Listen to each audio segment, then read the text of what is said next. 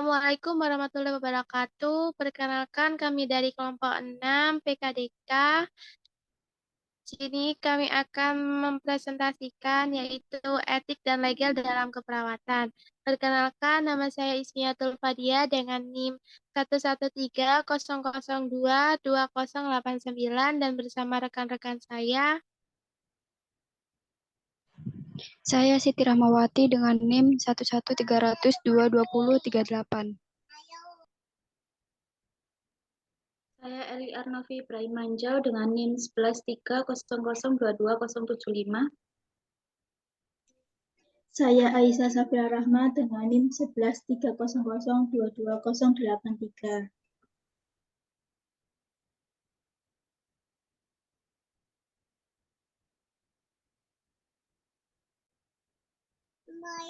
Yang pertama, prinsip legal dalam praktik.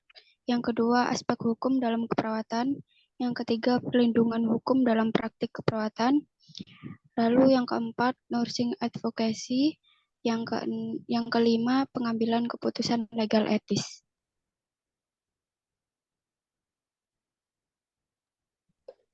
Prinsip-prinsip legal dalam praktik. Yang pertama, legislasi keperawatan merupakan ketentuan hukum yang mengatur tentang hak dan kewajiban perawat dalam praktik keperawatan. Regulasi keperawatan tertuang dalam Keputusan Menteri Kesehatan Republik Indonesia Nomor 1239 Menkes SK 11/2001 tentang registrasi dan praktik perawat. Regulasi tersebut membentuk meningkatkan kualitas pelayanan kepada pasien dan melindungi perawat dari malpraktik. Yang kedua, registrasi dan praktik keperawatan di Indonesia. Setiap negara memiliki peraturan dan persyaratan yang berbeda untuk lisensi praktik keperawatan. Di Indonesia, ujian kompetensi diperlukan untuk mendapatkan lisensi atau surat tanda registrasi atau yang biasa disebut STR. Lisensi adalah izin yang dikeluarkan oleh lembaga pemerintah yang berwenang sebagai seseorang diizinkan untuk terlibat dalam pekerjaan atau praktiknya.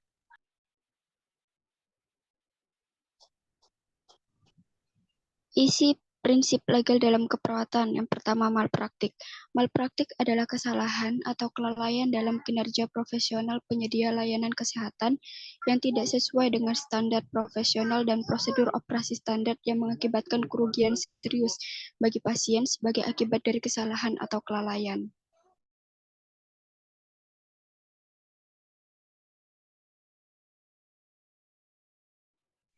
Dampak dari malpraktik sendiri adalah merugikan pasien karena dapat menimbulkan cacat yang permanen, dapat dijerat hukum pidana, dikucilkan oleh masyarakat dalam segi sosial, dan mendapat dosa dalam segi agama. Lani Erida Silalahi, Martalina Limbong, Yohanes Gamayana, Trimawang Aji, Kartini Wirawati Abdi Talulembang, Siti Latifah, Ristoni Lasius, Sarali Nursi, Sirungoringo, Triswarto 2021.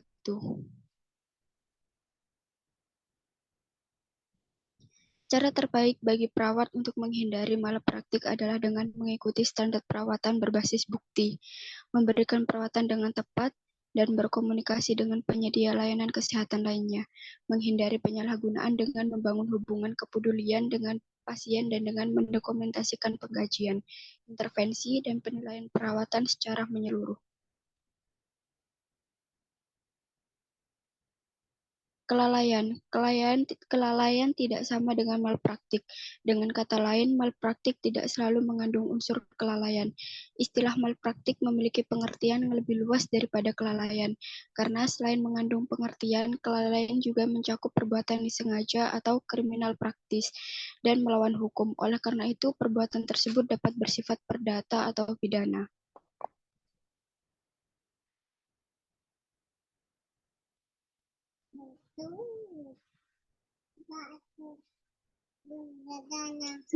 Bentar. Ini kayaknya keliru PPT deh. Gak apa-apa, lanjut aja. Nanti videonya dipotong.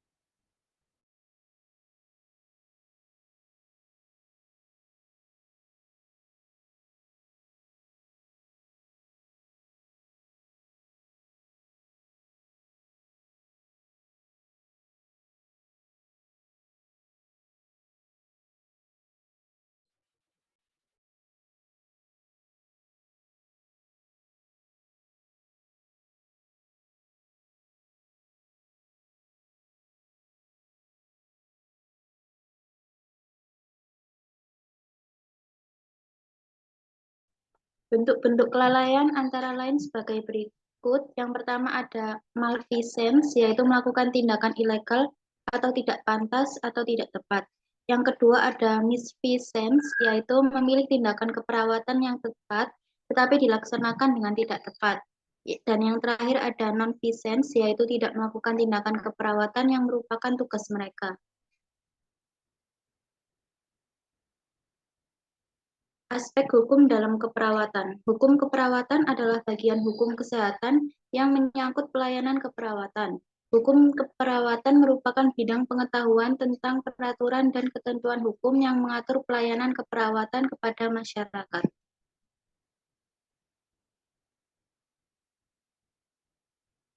Tujuan hukum keperawatan yaitu pada hakikatnya adalah untuk mewujudkan masyarakat yang tertib, menciptakan ketertiban dan keseimbangan, serta meningkatkan kesadaran, kemauan, dan kemampuan setiap orang untuk hidup sehat guna mencapai derajat kesehatan masyarakat yang optimal. Undang-undang yang mengatur praktik keperawatan antara lain ada Undang-Undang Nomor 9 Tahun 1960 mengenai pokok-pokok kesehatan pada bab 2, tugas pemerintah, pasal 10 yang menyatakan bahwa pemerintah mengatur status hukum, wewenang, dan kesanggupan hukum. Yang kedua ada Undang-Undang Nomor 6 Tahun 1963 tentang tenaga kesehatan. Yang ketiga ada Undang-Undang Kesehatan Nomor 18 Tahun 1964 mengatur tentang wajib kerja para medis pada ayat 3 pada pasal 2. Kemudian ada Undang-Undang Kesehatan Nomor 23 Tahun 1992 merupakan undang-undang yang menawarkan banyak kesempatan untuk perkembangan keperawatan termasuk praktik keperawatan profesional. Dan yang terakhir ada Permenkes Nomor 363 Menkes per 20 1980 tahun 1980.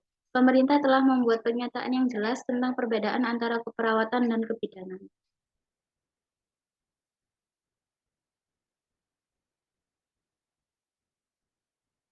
Sumber hukum keperawatan di Indonesia yaitu Undang-Undang Nomor 12 Tahun 2002 tentang layanan konsumen, Undang-Undang Nomor 36 Tahun 2009 tentang kesehatan, Undang-Undang Nomor 36 Tahun 2014 tentang tenaga kesehatan, Undang-Undang Nomor 38 Tahun 2014 tentang keperawatan.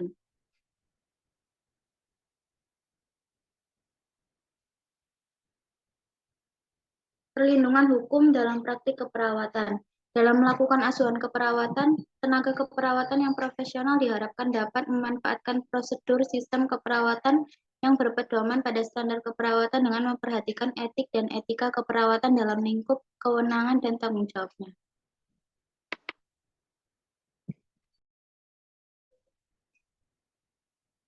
Fungsi hukum dalam praktik keperawatan. Hukum memberikan struktur atau kerangka untuk menentukan aktivitas keperawatan mana yang legal dalam merawat pasien. Membedakan tanggung jawab perawat dengan tanggung jawab profesi yang lain. Membantu menentukan batasan kewenangan tindakan keperawatan mandiri.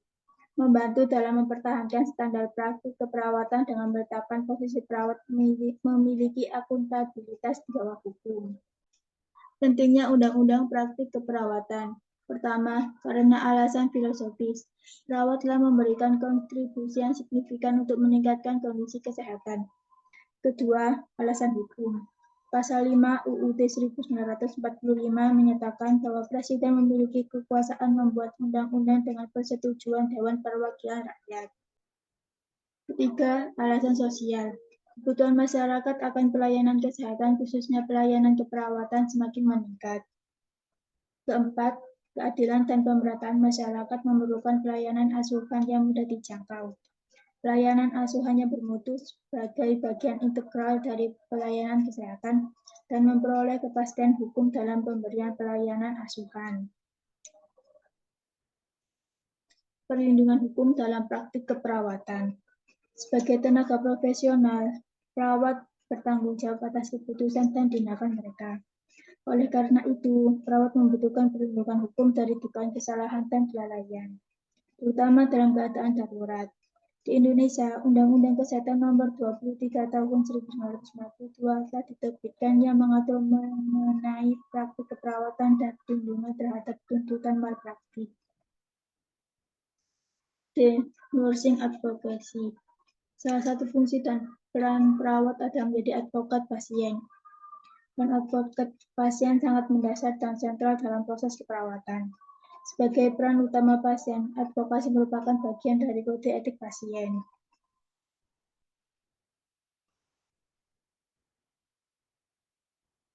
Pengertian advokasi. Advokasi adalah tanggung jawab profesional perawat untuk melindungi dan membela pasien. Pengertian advokasi perawat adalah tindakan perawat untuk mengonfirmasikan dan bertindak atas nama pasien, bertindak sebagai advokat meliputi pemberian informasi, menjadi mediator dan melindungi pasien. Juliadi 2014. Peran perawat sebagai advokator. Peran perawat sebagai advokat pasien adalah untuk memungkinkan perawat melindungi pasien, keluarga pasien, dan orang-orang di sekitar pasien.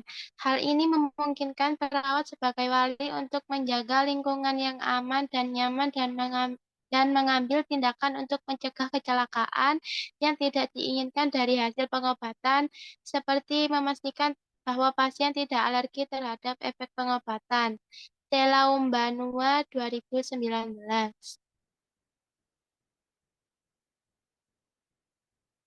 Nilai-nilai dasar yang harus dimiliki oleh perawat advokat.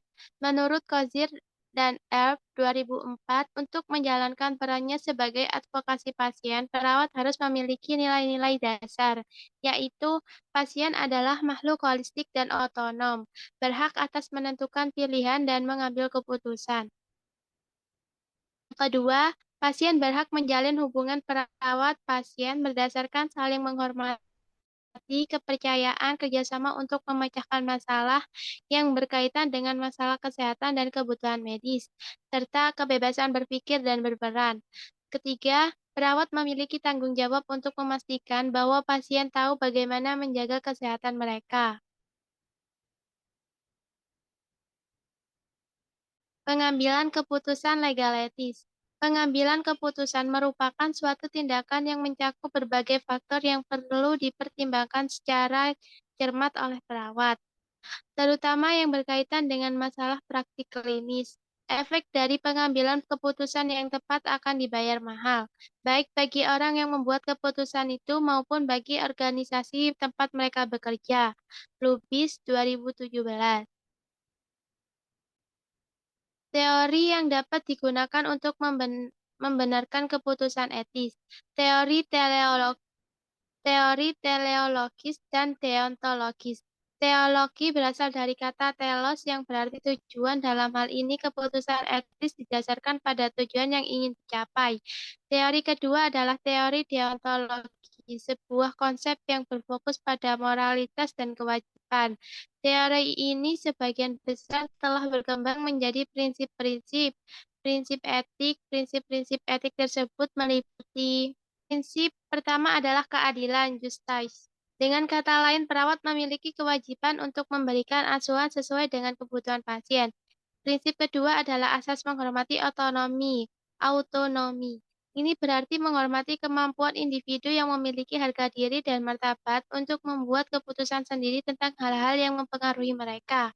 Prinsip ketiga adalah asas manfaat atau beneficence. Perawat yang memberikan perawatan harus selalu berpedoman pada upaya yang terbaik untuk kepentingan pasien.